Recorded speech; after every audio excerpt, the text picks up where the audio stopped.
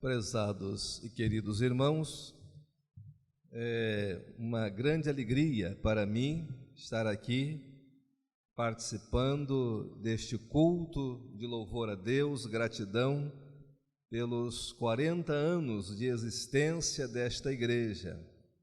Damos graças a Deus também porque os irmãos têm realizado a obra do Senhor aqui neste local, promovendo o reino, abençoando vidas, resgatando do pecado e conduzindo à presença do Senhor, motivo de muita alegria e gratidão a Deus por isto. É a igreja que caminha conectada à vontade de Deus, ligada ao Senhor, buscando fazer a sua vontade. Nós damos graças a Deus pela vida e pela história desta igreja.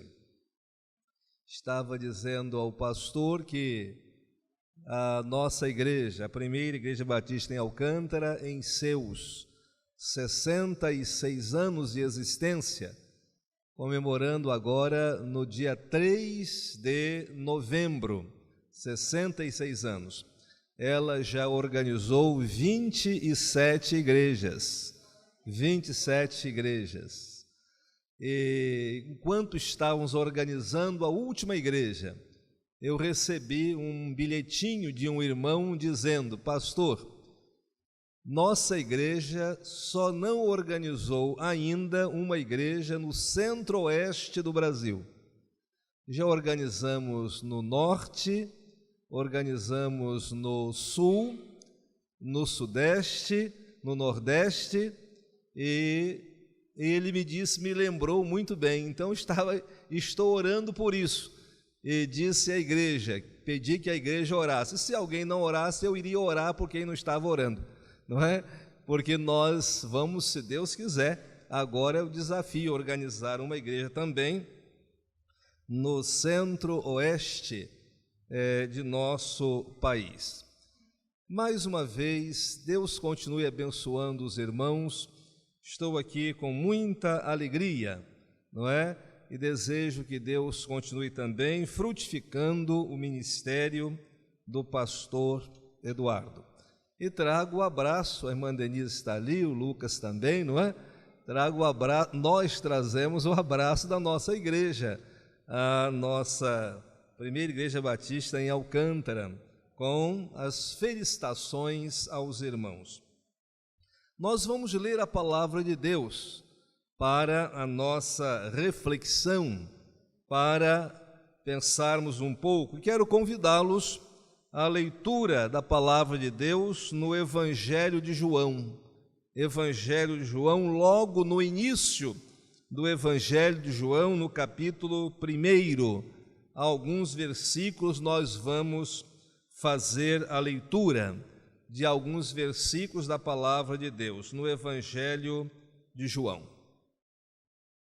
Vou começar lendo os versículos 15 e 16, e aí vamos ler alguns versículos neste capítulo 1 do Evangelho de João. Diz assim a palavra de Deus, João 1, 15, 16, depois vou ler no verso 20, 19, 20, 27, mais uns 2 versículos bíblicos. João testemunha a respeito dele e exclama: este é o de quem eu disse, o que vem depois de mim, contudo, a primazia, porquanto já existia antes de mim, porque todos nós temos recebido da sua plenitude e graça sobre graça. Versículo 19. Este foi o testemunho de João, quando os judeus lhe enviaram de Jerusalém sacerdotes e levitas para lhe perguntarem: quem és tu? Ele confessou e não negou. Confessou: eu não sou o Cristo. Versículo 27. O qual vem após mim,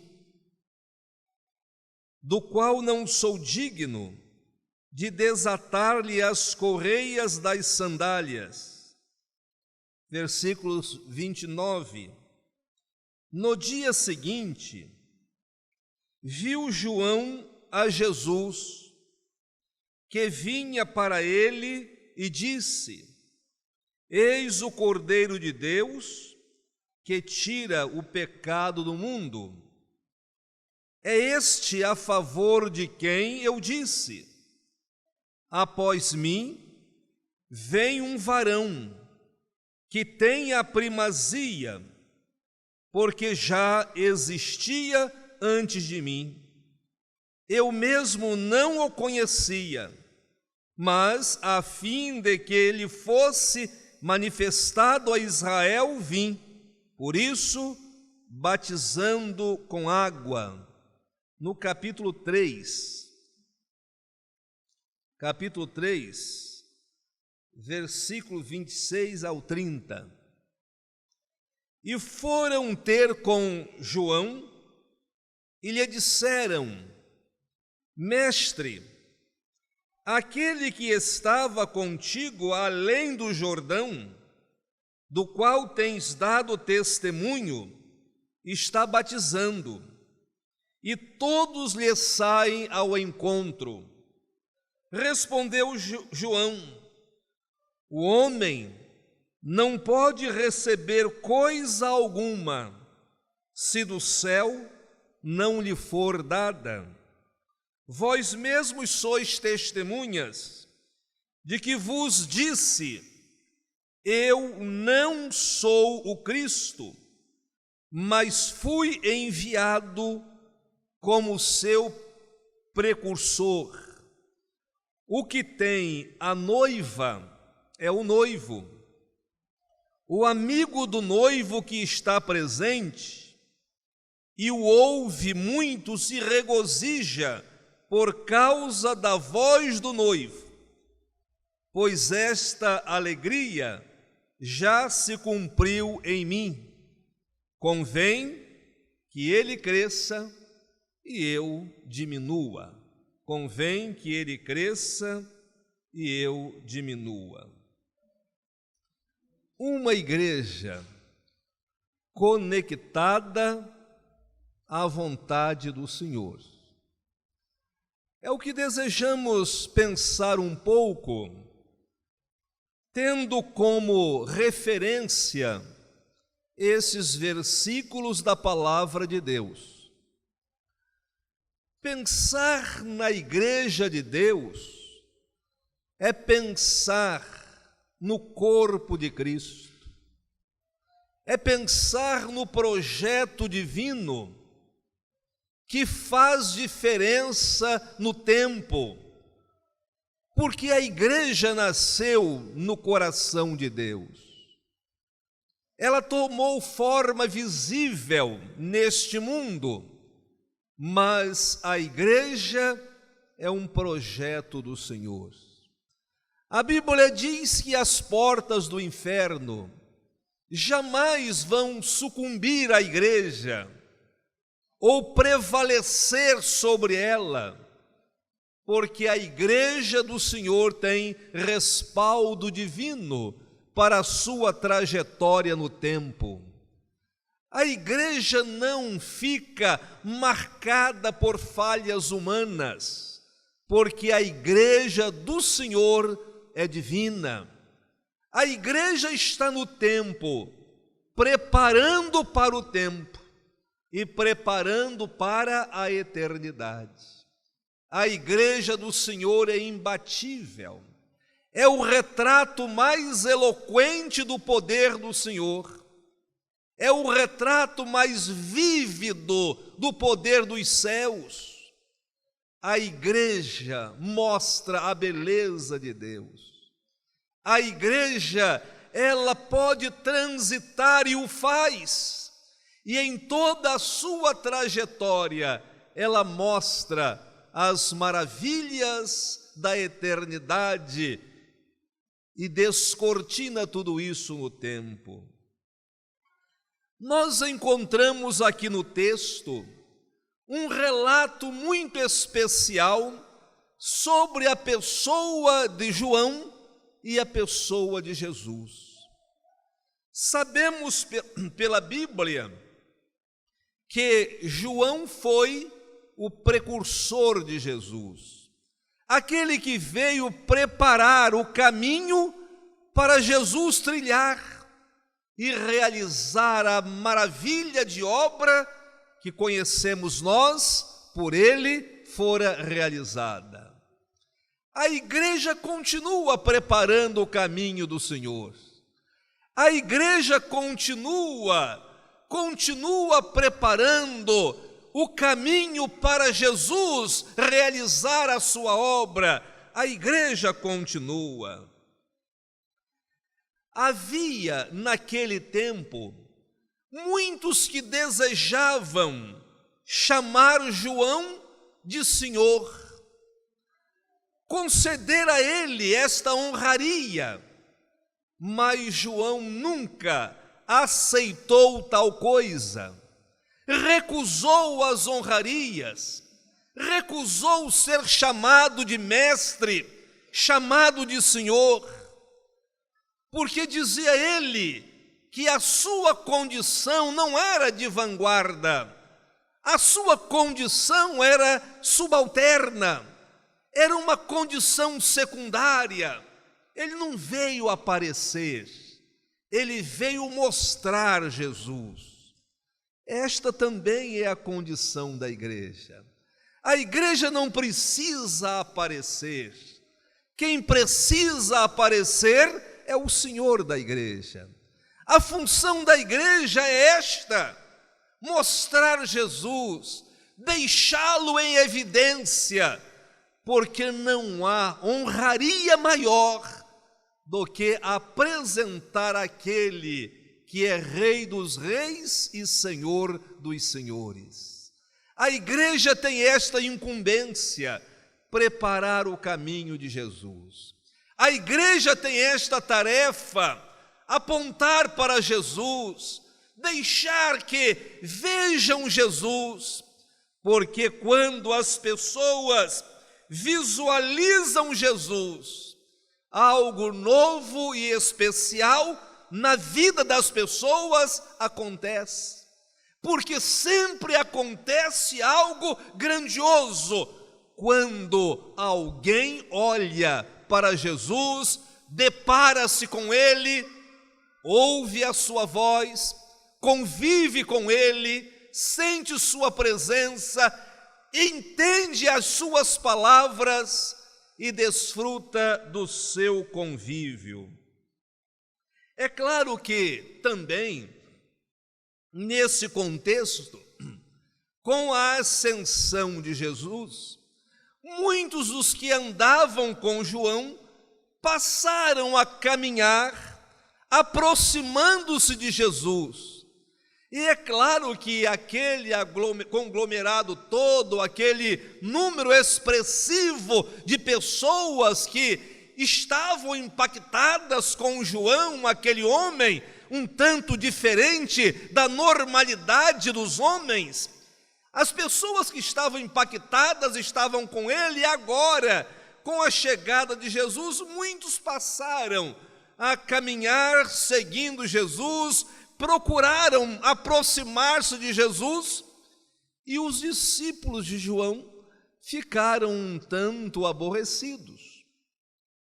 E chegaram perto dele, e eu imagino que dizendo assim: olha, muitos dos que estavam conosco agora estão com ele.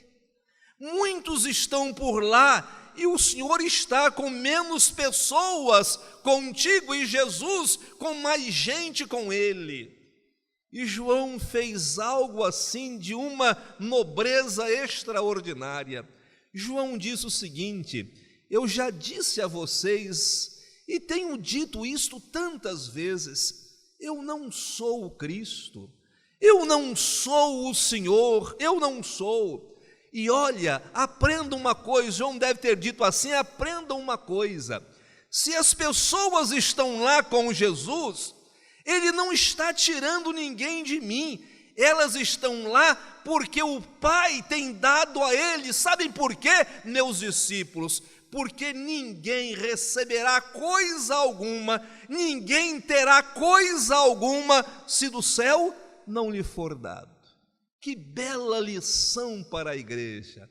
Esta visão de deixar de lado qualquer competição, deixar de lado qualquer trabalho que seja para medir forças, qualificação, capacidade ou coisa do gênero. Nós estamos no reino, e no reino aquele que tem é porque do Senhor recebeu, do Senhor recebeu. Ninguém tirará coisa alguma desta igreja, porque ela é do Senhor, e aquilo que ela recebeu foi dádiva de Deus. Esse templo bonito, dádiva de Deus, porque os recursos vieram de Deus, dádiva de Deus. Ah, mas ali tem uma igreja um pouco menor do que esta, dádiva de Deus lá. Mas ali tem outra um pouco maior do que esta, dádiva de Deus lá. Nós devemos nos alegrar com o que Deus põe em nossas mãos, porque ninguém vai receber nada se do céu não lhe for dado. Foi o que João ensinou aos seus discípulos. E ele então diz algo muito interessante. Eu estou muito feliz, disse ele. E ele então chama Jesus de noivo, ele chama Jesus de esposo, chama Jesus de esposo, e a si mesmo ele se chama de amigo do noivo. Para compreendermos melhor esse texto, essas duas expressões são de grande relevância: o esposo e o amigo do esposo. Uma das grandes imagens do Antigo Testamento é a representação de Israel como noiva de Deus.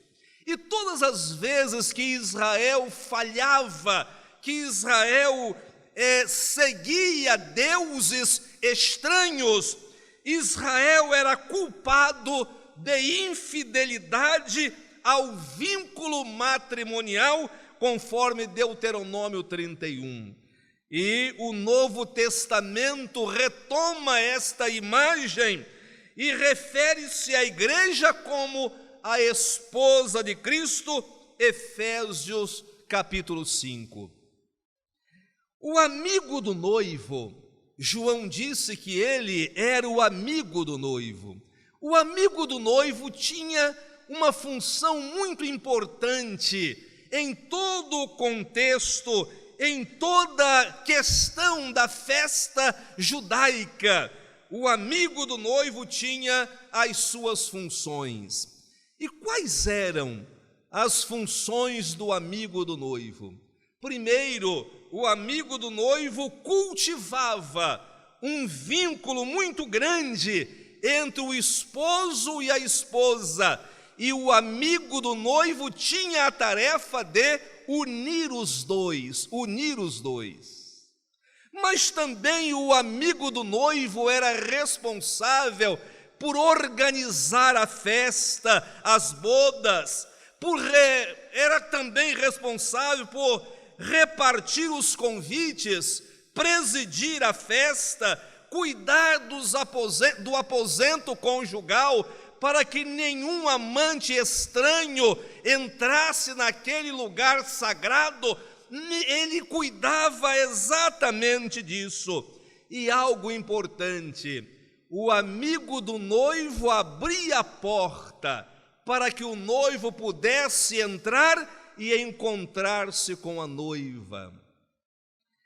A tarefa de João era unir Jesus ao povo de Israel. E quando ele diz o seguinte: eis o Cordeiro de Deus que tira o pecado do mundo, ele abriu a porta e apresentou o noivo para a noiva. Uma pena que Israel não deu a devida importância e atenção, mas nós demos a devida importância, mas nós demos a atenção, e o noivo então nos acolheu, o noivo nos acolheu, nós pertencemos a Ele, nos associamos a Ele, vivemos com Ele e temos a alegria de, como igreja, estarmos intimamente ligados a Ele. A tarefa de João era esta: unir Jesus ao seu povo. E quando ele diz: eis o Cordeiro de Deus, ele apresenta Jesus e sai para o anonimato. Daí a sua expressão: importa que ele cresça e eu diminua. À luz desses ensinamentos, desta abordagem, eu gostaria de pensar sobre uma igreja conectada à vontade de Deus. Uma igreja conectada à vontade de Deus. Interessante, irmãos, é que a igreja não existe para fazer o que ela quer. A igreja existe para fazer o que o Senhor quer. A vontade da igreja é a vontade do Senhor. O gosto da igreja tem que ser o gosto do Senhor. E o jeito da igreja tem que ser o jeito do Senhor. Porque a igreja existe para cumprir a vontade do Senhor. E a igreja conectada à vontade de Deus é aquela igreja que conhece a sua presença, que vive na sua presença, e é da presença dele que ela sai para fazer diferença na pessoa, nos homens, diferença nas vidas, para fazer diferença na presença dos homens. A igreja conectada à vontade de Deus, ela convive com a presença de Deus, e é da presença de Deus que ela se desloca para chegar à presença do homem. Quando a igreja sai para a presença do homem, sem sair da presença de Deus, suas ações são totalmente frágeis. Suas ações são como ações de qualquer segmento, de qualquer instituição. Mas quando a igreja convive na presença do Senhor e sai da presença do Senhor para chegar à presença da pessoa, do homem, do ser humano, a coisa é diferente. A coisa é diferente. João, ele foi para o deserto, e ali no deserto ele aprendeu a lidar com a presença do Senhor. Ali no deserto ele aprendeu a conviver diante do Senhor, porque deserto é lugar perigoso, e não dá para transitar em lugar perigoso sem a assistência divina. Nós estamos nesta peregrinação como igreja, atravessamos diversos desertos na vida, e é preciso ter a presença do Senhor para resistirmos, para suportarmos, para chegarmos lá no final do deserto, é tendo a presença do Senhor. João, no deserto, aprendeu a lidar com as suas emoções. No deserto, ele aprendeu a lidar com os seus impulsos. Ele aprendeu a lidar também com as suas vaidades, com as suas arrogâncias, com a sua arrogância. Ele aprendeu a lidar com ele mesmo no deserto.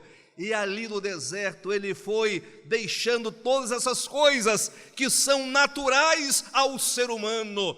Vanglória, vaidade, essas coisas todas que são naturais a qualquer ser humano, não eram coisas diferentes a ele. E ali no deserto, na presença de Deus, ele aprendeu a lidar com essas coisas todas.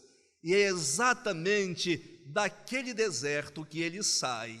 Daquele deserto, estando na presença de Deus, foi daquele lugar que ele saiu e ele chegou na presença dos homens. E a diferença foi uma diferença surpreendente. A igreja sempre marcará quando ela chega na presença de alguém, estando antes na presença de Deus. A diferença é muito grande. Ali no deserto também, João aprendeu a ficar focado. Ele aprendeu a ficar focado. Ele, na verdade, no deserto, preparou toda a sua caminhada e ele chegou agora e foi visto como um homem um tanto esquisito, porque as suas vestes não eram vestes naturais, como encontramos nas demais pessoas. A sua alimentação era um tanto diferente, e vejam os irmãos que ele, ali naquele lugar, ele fica focado e ele traz um estilo diferente. E o que é estilo? Estilo é o que nós somos, traduzido no que nós... Estilo é exatamente o que somos, traduzido naquilo que nós fazemos. E João chega com um estilo diferente, e aquele estilo dele serviu para impactar as pessoas, e ele então imprime um estilo diferente, e eu quero tomar aqui as lições daquele estilo para mim, para a igreja, para todos nós.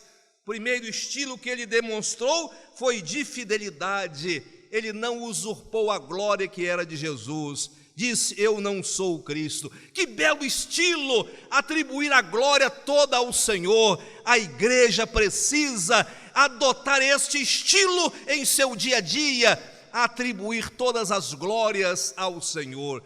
Nesses 40 anos, tudo que foi realizado aqui foi para a glória do Senhor. E o estilo de fidelidade sempre vai apontar para o Senhor, mas também de simplicidade. Não sou digno de desatar as sandálias. E o estilo de aproveitar os relacionamentos. O que fez João? Ele encontrou com as pessoas com as quais convivia e apresentou Jesus a todas aquelas pessoas. Que este estilo também seja ele praticado pela igreja, aproveitar os relacionamentos dos irmãos para apresentar Jesus. Este foi um estilo deixado por João. Então, a igreja conectada à vontade de Deus é aquela igreja que convive com Ele, e para chegar à presença das pessoas, ela primeiro conhece a presença de Deus, e é da presença dele que ela vai à presença das pessoas. A igreja conectada também à vontade do Pai, à vontade de Deus, ela tem uma missão. Qual era a missão de João Batista? A missão dele era preparar o caminho do Senhor. A igreja tem esta missão. A missão da igreja é preparar o caminho de Jesus, e para preparar o caminho de Jesus, ela precisa adotar a agenda de Jesus, e a agenda de Jesus está lá em Mateus 28, 19 e 20. Ide, portanto, fazei discípulos de todas as nações, batizando-as em nome do Pai, do Filho e do Espírito Santo, ensinando-os a guardar todas as coisas que vos tenho mandado, e eis que estou convosco todos os dias até a consumação dos séculos. A igreja conectada à vontade de Jesus tem esta missão: cumprir a agenda do Senhor, colocar em prática a agenda do Senhor com segurança, porque Ele com a igreja estará até o final, até a consumação dos séculos. A igreja precisa instrumentalizar a missão de Jesus, torná-la perceptível às pessoas, instrumentalizar a missão ao dia a dia das pessoas. E qual é a missão da igreja? A missão da igreja é comunhão em sentidos vertical e horizontal, comunhão com Deus e com as pessoas. A missão da igreja é celebrar a glória de Deus, adorá-lo, servi-lo com dedicação. A missão da igreja é a didascalia, é o ensino, é o preparo das pessoas para o tempo e para a eternidade. A missão da igreja é servir, é promover o reino, é a diaconia, mas a missão da igreja também é a ajuda, é a poimenia, é a assistência, é o estender a mão ao outro. Esta é a missão da igreja. João disse que ele tinha uma missão: preparar o caminho do Senhor. E a igreja conectada com a vontade de Deus, ela tem esta missão, instrumentalizar a agenda de Jesus, adorar, ter comunhão, aprender, servir e estender a mão. Mas também a igreja ligada à vontade de Jesus, ela sabe o seu lugar. Vieram de Jerusalém vários, e eles vieram para dizer o seguinte: olha, nós queremos te conceder, João, uma honraria. Você é um mestre, você é um grande Senhor, é um mestre e Senhor. João disse: não, eu não sou nada disso. Conquanto seja honroso, conquanto seja agradável, mas ele disse: não, eu não sou isso, eu não sou o Cristo. Eu já lhes disse.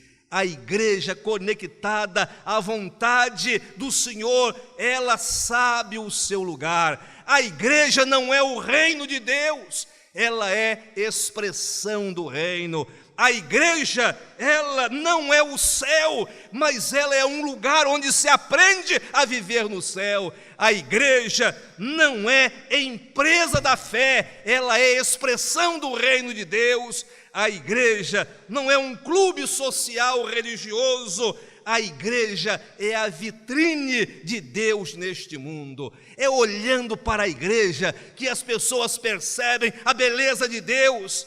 O final do ano vai chegando, e quando chega o final do ano, os shoppings, esses lugares que comercializam as coisas, eles trazem uma roupagem nova, e aquelas vitrines ficam lindas, e mesmo quem não quer comprar nada acaba sendo atraído pelas vitrines, pela beleza da vitrine, e acaba parando diante da loja, do local, por causa da vitrine. Ela chama a atenção. Meus irmãos, a igreja é a vitrine de Deus neste mundo, ela chama a atenção para Deus.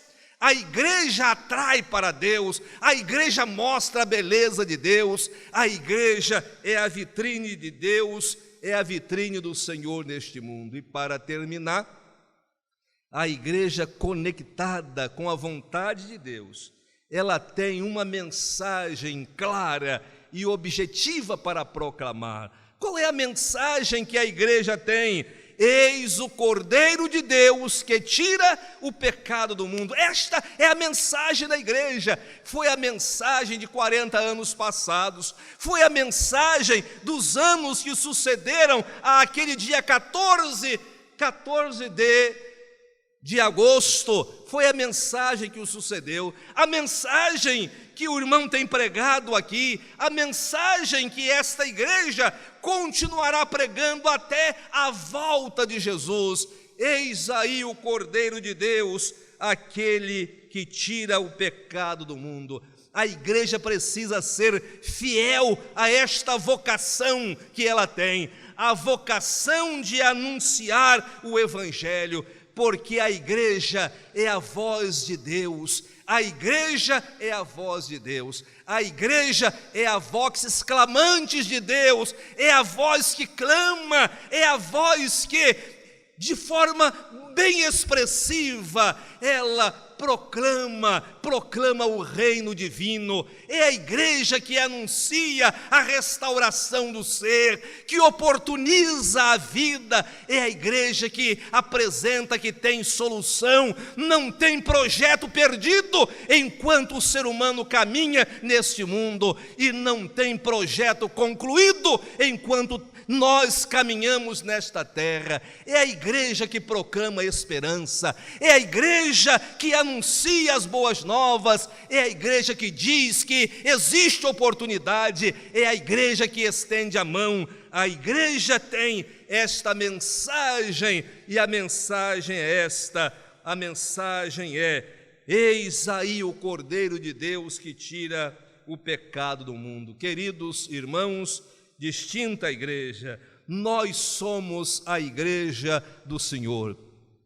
E esta igreja, para continuar sendo relevante às pessoas, ela precisa priorizar a presença de Deus.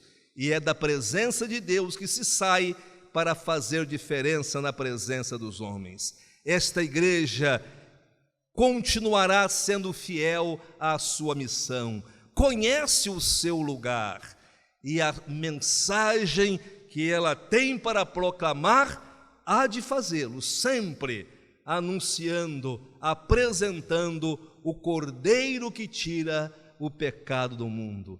Como amigos do noivo somos nós, e como amigos do noivo devemos ser a ele fiéis, obedecendo-o em tudo. Que esta igreja continue saudável aos princípios da fé, que esta igreja continue valorizando a necessidade de evidenciar a ética do Evangelho, que esta igreja continue leal, fiel à palavra eterna, não negociando princípios nem a verdade do Senhor, que esta igreja continue sempre cumprindo a sua missão, desempenhando o seu papel, zelando pela sua condição, evidenciando a missão que recebeu de Deus e proclamando a mensagem divina, apresentando o Cordeiro Santo que tira o pecado e restaura a vida. Que esta igreja continue sempre como uma expressiva vitrine de Deus neste mundo, uma expressiva vitrine de Deus neste mundo a partir deste lugar. Deus abençoe os irmãos, Deus abençoe o ministério, Deus abençoe a igreja, Deus abençoe e continue prosperando a obra de suas mãos. Deus nos abençoe. Amém. Obrigado, pastor, pela oportunidade de estar aqui.